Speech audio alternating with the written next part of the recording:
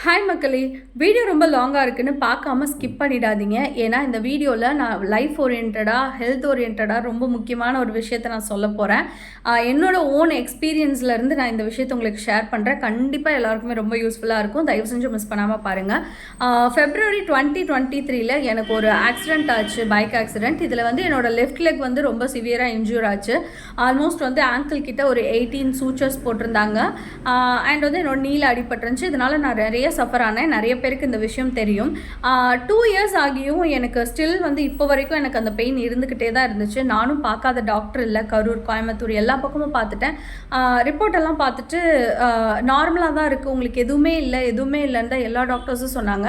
இந்த பெயின்ன்றது உங்களுக்கு life long இருக்கும், ஏன்னா உங்களுக்கு அடிப்பட்ட இடம் அப்படின்ற மாதிரி சொல்லிட்டாங்க. இன்னும் ஒரு சில டாக்டர்ஸ் என்ன சொன்னாங்க அப்படின்னா, நீங்கள் வந்து கொஞ்சம் கொஞ்சம் மேனேஜ் பண்ணி ஏதோ ஒன்று நீங்கள் பண்ண ஆரம்பிச்சுக்கோங்க. லைஃப் வந்து உங்களுக்கு நீங்கள் ஏற்ற மாதிரி நீங்கள் உங்களோட ஒர்க்கு எல்லாமே நீங்கள் பிளான் பண்ணிக்கோங்க, ரெஸ்ட் எடுத்துக்கோங்க அப்படிலாம் சொல்லிட்டாங்க. இதுவும் சார்ந்து ஒரு சிலர்லாம் எக்ஸ்ட்ரீம் லெவலுக்கு போய் என்ன சொன்னாங்கன்னா, நீங்கள் எதுவுமே இல்லை, உங்கள் ரிப்போர்ட் நார்மலாக இருக்குது, நீங்கள் வந்து பைத்தியம், நீங்களே வந்து அப்படின்ற அளவுக்குலாம் இமேஜின் பண்ணிக்கிறீங்க பெயினை அப்படின்லாம் சொல்லிட்டாங்க. லைக் அதெல்லாம் கொஞ்சம் மனசுக்கே வந்து ரொம்ப டிஸ்டர்ப்டாக தான் இருந்துச்சு. ஏன்னா ஏதோ எனக்கு பெயின் இருக்குது, ஆனால் வந்து நீ யோகாவுக்கு போ, மெடிடேஷன் போ, உனக்கு ஒன்றுமே இல்லை, நீங்கள் மென்டலி வந்து உங்களுக்கு மென்டல் ப்ராப்ளம் அப்படின்ற மாதிரி சொன்னால் எனக்கு எப்படி இருக்கும்? ஏன்னா நான் வந்து நைட்டெல்லாம் சரியாக தூங்காமல், ப்ராப்பராக தூக்கமே இல்லாமல் இருந்திருக்கேன். நிறையா அழுதுருக்கேன். ஆக்சுவலாக என்னோடய ஃபேமிலி மெம்பர்ஸ் எல்லாம் என்னை ரொம்ப நல்லா பார்த்துக்கிட்டாங்க. அதை தாண்டி என்னோடய ஃப்ரெண்ட்ஸும் நல்லா பார்த்துக்கிட்டாங்க. என்னோடய சிச்சுவேஷனை புரிஞ்சு எனக்கு என்னென்ன ஹெல்ப் பண்ணும், சப்போர்ட் பண்ணுவோம், அவங்க எல்லாமே எனக்கு பண்ணி கொடுத்து என் கூடவே இருந்தாங்க. எல்லாருமே இப்போ வரைக்கும் இருக்காங்க. எனக்கு வந்து இருந்தாலும் ஏதோ ஒன்று இருக்குது நம்மளால் வந்து நார்மலாக இருக்க முடியலையே, ஏதோ பண்ணுது அப்படின்றது எனக்கு நல்லா புரிஞ்சுது. ஏன்னா என்னால் ஒரே பொசிஷனில் உட்கார முடியல, படுக்க முடியல, அந்த மாதிரி நிறைய இஷ்யூஸ் இருந்துக்கிட்டே இருந்துச்சு.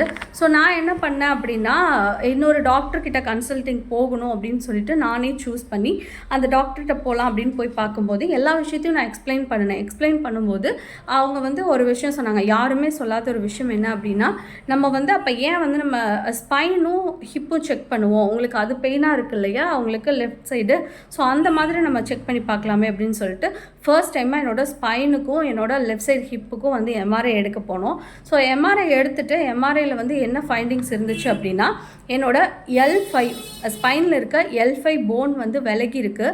ஸோ அதனால் வந்து நர்வ் கம்ப்ரெஷன் ஆகிருக்கு. என்னோட லெஃப்ட் லெக் ஃபுல்லாகவே வலிக்கிறதுக்கு காரணம் அதுதான். இது வந்து எலக்ட்ரிசிட்டி பாஸ் ஆகிற மாதிரி ஒரு வைப்ரேஷன் கொடுக்கும், வலி இருந்துக்கிட்டே இருக்கும் அப்படின்னு சொல்லி டாக்டர் சொன்னாங்க. எனக்கு இருந்த எல்லா பிரச்சனையும் அப்படியே சொன்ன மாதிரி இருந்துச்சு. ஸோ இதனால் வந்து டாக்டர் என்ன சொன்னாங்க அப்படின்னா, இதை வந்து நீங்கள் டேப்லெட்டில் அண்ட் எக்ஸசைஸில் சரி பண்ணுறதும் உங்கள் கையில் தான் இருக்குது, இதை சர்ஜரி அளவுக்கு எடுத்துகிட்டு போகிறதும் உங்கள் கையில் தான் இருக்குது அப்படின்னு சொன்னாங்க.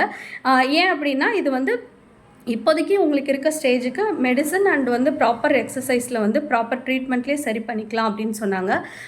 ஒருவேளை இந்த விஷயத்தை வந்து பார்க்காம விட்டீங்க அப்படின்னா மேபி அது சர்ஜரிக்கு கொண்டு போய் விட்டுரும், கண்டிப்பாக வந்து சர்ஜரியில் முடிகிற மாதிரி தான் இருக்கும் அப்படின்னு சொல்லிட்டாங்க.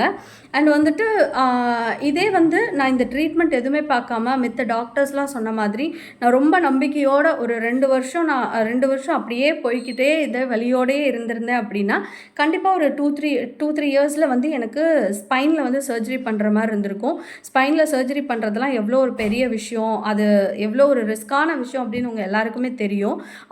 ஸோ இன்றைக்கி வந்து நான் வந்து இதை கண்டுபிடிச்சி எனக்கு சொன்னதுனால ஏதோ எனக்கு கொஞ்சம் இந்த ரிஸ்க்லேருந்து என்னை காப்பாற்றிக்கலாம் அப்படின்ற மாதிரி நம்பிக்கை வந்தது. ஏதோ பை காட்ஸ் கிரேஸ் இந்த விஷயம் வந்து அந்த ஒரு டாக்டருக்கு வந்து கண்ணில் பட்டு எனக்கு வந்து இந்த விஷயத்த சொல்லியிருக்காங்க. ஸோ வந்து அவங்க சொல்கிற விஷயத்தெல்லாம் நான் ஃபாலோ பண்ண போகிறேன். இது மாதிரி உங்களுக்கும் ஏதாவது ஒரு சீரியஸ் இஷ்யூ வந்து ரொம்ப நாள் பட அந்த பிரச்சனை இருக்குது அப்படின்னா தயவு செஞ்சு அதை வந்து ஒரு ப்ராப்பரான டாக்டர்கிட்ட போய் ட்ரீட் பண்ணுங்கள்.